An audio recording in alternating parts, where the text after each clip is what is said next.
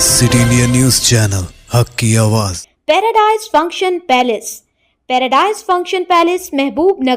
हर साल की तरह इमसाल भी कॉस्मिक ग्रुप की जानिब से हज सोसाइटी महबूब नगर की निगरानी में आज़मीन हज व उम्रा के लिए तरबियती प्रोग्राम बतारीख 14 अप्रैल बरोज़ इतवार सुबह 9 बजे तक शाम 5 बजे बमुकाम JJR गार्डन फंक्शन हॉल महबूब नगर में मुनक़िद हुआ।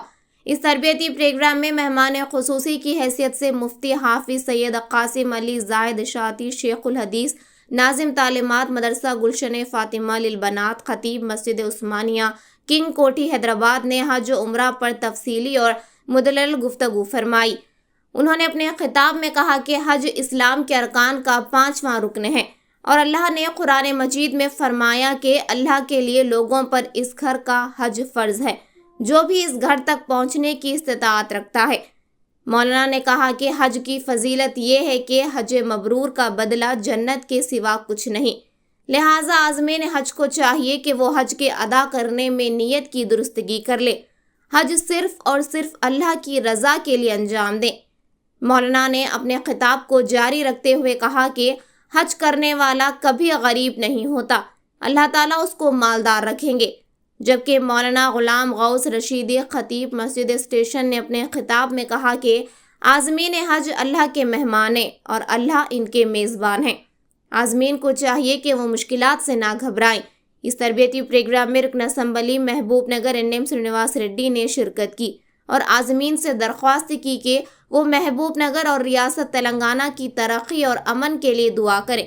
इस मौके पर कॉस्मिक ग्रुप की जानिब से तमाम आज़मीन हज की गुलपोशी की गई और इन्हें अहराम तस्बीह हज गाइड तोहफे में पेश किया गया।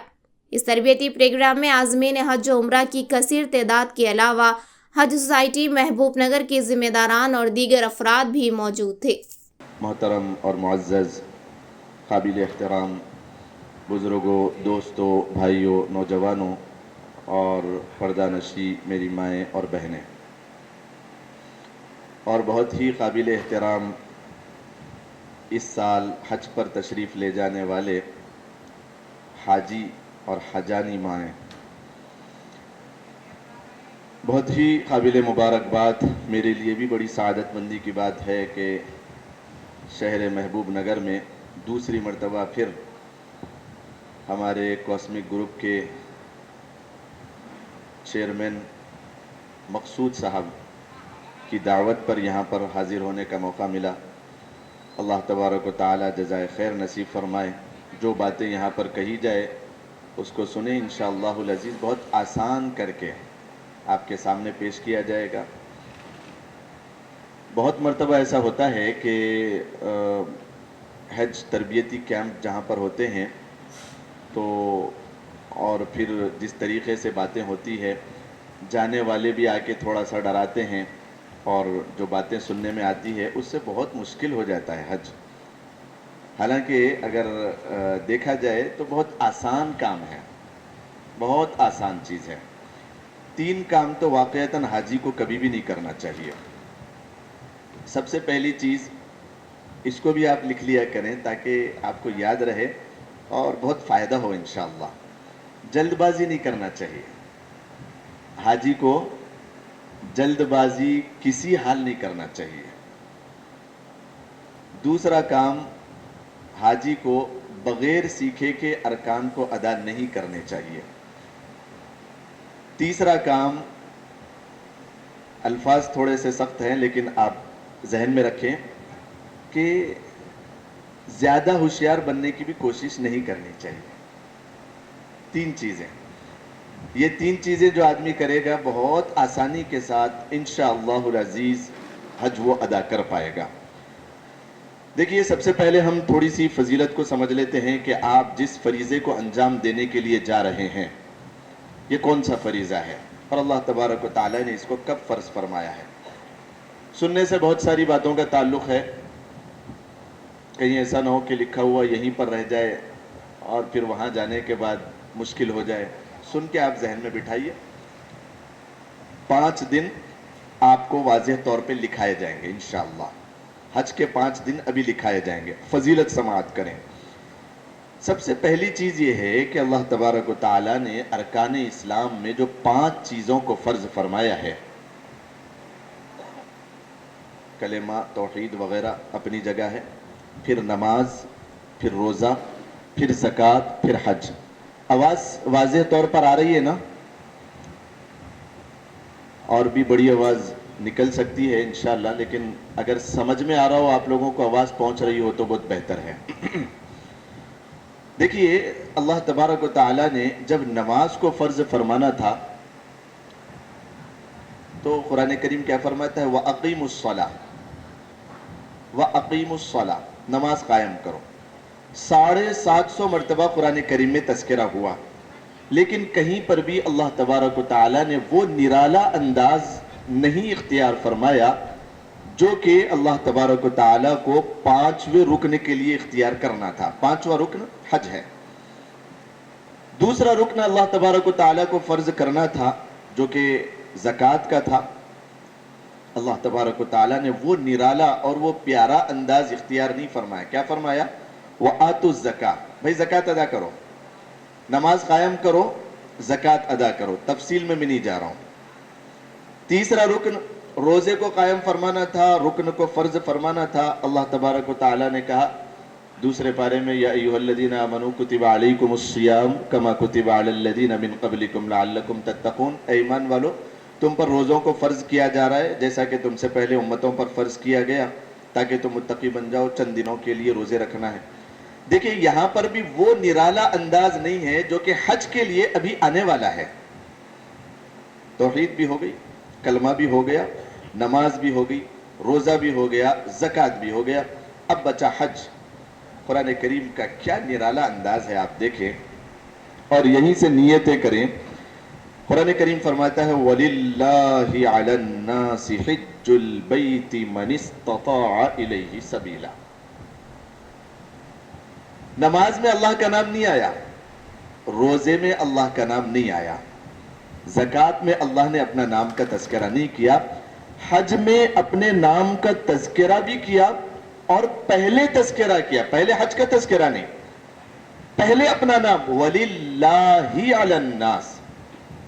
نیتیں کریں ابھی بیٹھے بیٹھے کہ حج میں بہت کچھ آدمی کو ایسا ہوتا ہے کہ اس کے اندر کہیں نہ کہیں دکھلاوا، ریاکاری، کہ لوگ مجھے حاجی کہیں، لوگ مجھے حجانیمہ کہیں، لوگوں کی نظر میں محبوب ہو جاؤں، میری عزتیں بڑھ جائے اور میرے نام کے آگے الحاج آ جائے۔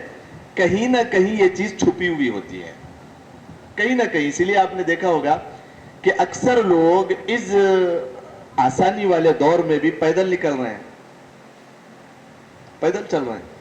کس نے کہا؟ کس نے کہا آپ کو؟ پیچھے اگر دیکھا جائے واقعتاً کہیں نہ کہیں یہ چیز پائی جاتی ہے کہ اس میں دخل اسی بات کا ہوتا ہے کہ کچھ نہ کچھ نام ہو جائے۔ تو حج میں یہ چیز بہت زیادہ عیاں ہوتی ہے، اس وجہ سے قرآن کریم نے کیا فرمایا؟ وَلِلَّهِ، اور قبول اسی شرط پر ہوگا۔ اس موقع پر میں تمام عازمین اور عازمات کو سب سے پہلے تو دعا کرتا ہوں اللہ آپ کے سفر کو آسان فرمائے، قبول فرمائے، اللہ آپ سب کو حج مبرور نصیب فرمائے۔ اور پھر دو باتیں خصوصیت کے ساتھ، دو گزارشات اس موقع پر آپ سے رکھنی ہے۔ 5-7 منٹ، کوئی لمبی بات نہیں ہوگی انشاءاللہ۔ یہاں کے انتظامیہ کے مشورے کے تحت میں آپ کے درمیان بیٹھا ہوں ان کے حکم پر۔ ماشاءاللہ ابھی کل رات میں میری مقصود بھائی سے بات ہوئی کہ بولا یہ کب سے چل رہا آپ کا پروگرام؟ تو پتہ چلا کہ 27 سال سے یہ پروگرام ہے۔ اللہ ان کو اجر عظیم عطا فرمائے۔ کن کی خدمت کر رہے ہیں؟ اللہ کے گھر کے مہمانوں کی خدمت کر رہے ہیں۔ حاجی کیا ہوتا ہے؟ اللہ کا مہمان ہوتا ہے۔ اللہ تعالیٰ سے میں دعا کرتا ہوں ان تمام برادران کو ان کے جان و مال میں خوب برکت عطا فرمائے، عزتوں میں برکت عطا فرمائے، اللہ ان کے والدین کی مغفرت فرمائے، اللہ ان سب کے درجات کو بلند فرمائے۔ اور حج سوسائٹی بھی ماشاءاللہ یہاں پر صبح سے اور ہر موقع پر اس پروگرام کو کامیاب کرنے میں لگے ہوئے ہیں. یہ جو میرے دائیں بائیں بیٹھے ہوئے ہیں ان سب کے لیے بھی دعا کرتا ہوں. اللہ ان کی ان صلاحیتوں کو, ان کی کاوشوں کو خوب قبول فرمائے اور عازمین حج کی ان خدمات کو شرف قبولیت عطا فرمائے. بڑی سعادت کی بات ہے. بہت باتیں, کام کی باتیں ہمارے سامنے آتے رہیں. میں ہمارے مقصود بھائی سے اکثر آپ کا غائبانہ ذکر بھی ہوتا تھا اور مختلف مواقع پر تعارف ہوا تھا. آج میں حاضر ہوا تو وہ ساری چیزیں مجھے بڑی اپنے میں دلی طور پر بھی میں اس سے متاثر بھی ہوں اور ہمیشہ آپ کے لیے دعا گو رہوں گا. دو چار باتیں ہماری انعظمات اور عازمین کے حق میں. اتنی بات ہمارے ذہن میں رہے, عام طور پر ایسے ٹرینرز بہت کم ہیں. حج بولے تو لوگ ہوا بنا کے پیش کر ڈرا دے رہے لوگ, ایسا ہوتا کہتے ہیں کچھ بھی نہیں ہوتا, ایسا ڈرا دے رہے ایسا ہوتا یہ ہوتا, کچھ نہیں ہوتا جی. اتنا یاد رکھو ہم جا رہے ہیں, ہمارا میزبان اللہ ہے. پھر ہمارے کو فکر کیا جی؟ کون ہے ہمارے راجی کس کا مہمان ہوتا ہے؟ ضیوف الرحمان نا. اللہ میاں ہمارے میزبان ہے تو پھر ہمارے کو فکر کیا کی ہے؟ اگر کوئی بولا کہ میں ہوں نہ بولے تو ڈرتا کوئی آدمی.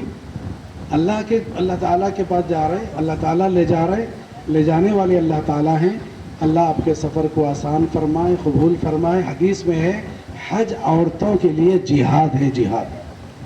اور بڑی اچھی ایک کام کی بات حضرت نے اس وقت فرمایا کہ دیکھو حج پوری زندگی میں ایک مرتبہ فرض ہے. مالداروں پہ چاہے پیسہ نہیں ہے تو اس پہ نہیں ہے, پوری زندگی میں ایک مرتبہ. 10 مرتبہ جائیں گے تو نفل ہی چھوں گا, فرض حج تو ایک ہی چاہے. اس حج کو کارآمد بنانا کتنا ضروری ہے سوچو آپ. تربیت اس کی کتنی چاہیے, عمرہ کیسا کرنا, حج کیسا کرنا, وقوف عرفہ ہے, جی مزدلفہ ہے, مینا ہے, کنکریاں ہیں. ابھی آپ مسئلے سنیں. آپ پوری زندگی میں ایک مرتبہ فرض ہے. اور من حج للہ فرما رہے ہیں, اللہ کے لیے حج کرے, فلم یرفس ولم یفسق, نہ گناہ کا کام کرے نہ گندی بات کرے. رجع کیوم ولدتہ امہ, وہ ایسے لوٹتا ہے جیسے آج کے دن اس کی ماں نے اسے جنا. تو پوری زندگی میں ایک مرتبہ فرض ہے. ایک بزرگ نے بڑی اچھی بات لکھی ہے مفتی صاحب, آج کے دور میں حج بولے تو کیا ہو گیا بولے, بغیر نکاح کے پوری دعوتیں ہو جانا بولے تو حج پہ جانا. نکاح ایک ہی نہیں رہتا اس میں, جمعگیاں بھی ہو جا رہی ہیں, سمدھی ملاوا بھی ہو جا رہا, چلے بھی ہو جا رہے ہیں, اور پھر وہ سینڈپ بھی ہو رہا, رخصتیں ہو جا رہے ہیں, کپڑے ہو جا رہے ہیں, دعوتیں. ارے یہی تیاری اللہ کے بندو, حج اس کا نام ہے, یہی تیاری ہے تمہاری. وہ دعوت یہ دعوت, حج یہ اتنا کہ جاتے جاتے طبیعت خراب ہو جا رہی. حج نہیں ہے. آپ سیکھو. کتنے ایسے حاجی ہمارے اللہ معاف فرمائے جن کی نماز صحیح نہیں, اور جن کو آندھرا وغیرہ کے علاقے میں حج ہاؤس میں الحمدللہ کچھ کام کر رہے ہیں لوگ تو بتائے, ان کو کلمے کے لیے 10 مرتبہ کلمہ دہرانا پڑا اور جا رہے ہیں حج کو. تو تربیت یہ لے کے جانا ہے کہ وہاں کیا سیکھنا, تلبیہ نہیں معلوم, تلبیہ سے یاد نہیں ہے. اس لیے پوری زندگی میں ایک مرتبہ فرض ہے, 10 مرتبہ جائیں گے. حدیث میں 2 مرتبہ کرو, 3 مرتبہ اللہ اس کو لے جاؤ. آپ جا کے وہاں دعا کر کے آ جائیں گے تو جب اور چنانچہ ہمارے مشائخ فرماتے ہیں صوفیہ, وہاں کی دعاؤں میں ایک دعا یوں کرنا, اللہ میاں میری اس حاضری کو آخری حاضری نہ بنا. کچھ لوگ کیا دعا کرتے معلوم, اللہ میاں میں جانا پھر آنا چ نہیں. بولے یہ غلط دعا ہے, نہیں تو ایسی دعا نہ کرو, وہیں سے رہ جانا مر جانا. بولے نہیں, ارے اللہ سے ایسی دعا کرو, اللہ اگر مجھے توفیق دے ہر سال جاؤں گا. ایسی دعا کیوں کرتے, ایک مرتبہ گیا دوبارہ میں نہیں آنا. اللہ بار بار لے جانے کی توفیق دے. لندن کو جا رہے ہیں, پیرس کو جا رہے ہیں, امریکہ جا رہے ہیں, گھومنے کو جا رہے ہیں, اللہ میاں دے رہا ہے تو اللہ کے گھر کو نہیں جائیں گے. یہ غلط دعا. ایسی دعا کرو, اللہ ہمیں میری حاضری کو آخری حاضری نہ بنا. اور وہ دعا قبول ہو گئی تو پھر لے جائیں گے, اور جتنی مرتبہ دعائیں قبول ہوں گی اتنی مرتبہ جائیں گے. నారాయణ గౌడ్ గారు, మన కాస్మిక్ గ్రూప్ అధినేత అహ్మద్ గారు, పెద్దలు మహమ్మద్ అలీ గారు, తర్వాత మన అంజాద్ గారు, ఇంకా మిగతా పెద్దలందరికీ పేరు పేరున నమస్కారం. और यहाँ आए हुए बुजुर्ग लोग जो हज के लिए जा रहे, सबको मेरा सलाम. और आप తెలుగు में एक कहावत है, క్షేమంగా వెళ్ళి లాభంగా రండి. లాభం అంటే ఆ అల్లా ఆశీస్సులను తీసుకొని రావడమే లాభం. అంతకంటే పెద్ద లాభం ఇంకా ఈ ప్రపంచంలో ఏముండదు. కాబట్టి మీరందరూ ఇక్కడ ట్రైనింగ్ తీసుకుంటున్నారు. అక్కడ కొద్దిగా ఎండాకాలం కాబట్టి तकलीफें होती है, समर है, इसीलिए जो ट्रेनिंग यहाँ जो एडवाइस यहाँ देते हैं, जो पहली बार जा रहे ज़रूर फॉलो करना है. और आप महबूब नगर से जा रहे सही सलामत फिर महबूब नगर आना है, यही दुआ मैं करता हूँ आपके लिए. और ढेर सारे दुआ लेके आइए और वहाँ जाके हमारे महबूब नगर की तरक्की के लिए, हमारा तेलंगाना के तरक्की के लिए और अपना हिंदुस्तान की तरक्की के लिए वहाँ दुआ मांग के आइए.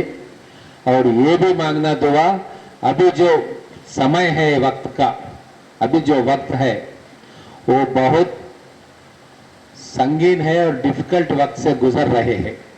हमारा कॉन्स्टिट्यूशन को भी बदलने का एक सोच चल रहा है.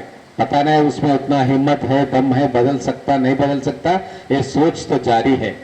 उसके लिए, उसको रोकने के लिए हमारे एससी एसटी माइनॉरिटी भाइयों का जो हक है उसको हिफाजत रखने के लिए हम सबको इकट्ठा होना चाहिए. उसका भी दुआ मांग के वापस आइए. ये 4 शब्द मैं आपके सामने बोल रहा हूँ और मैं शुक्रगुजार हूँ अपना अहमद भाई को, इतना नेक प्रोग्राम के लिए मुझे दावत दिया. बहुत बहुत शुक्रिया साहब, थैंक यू.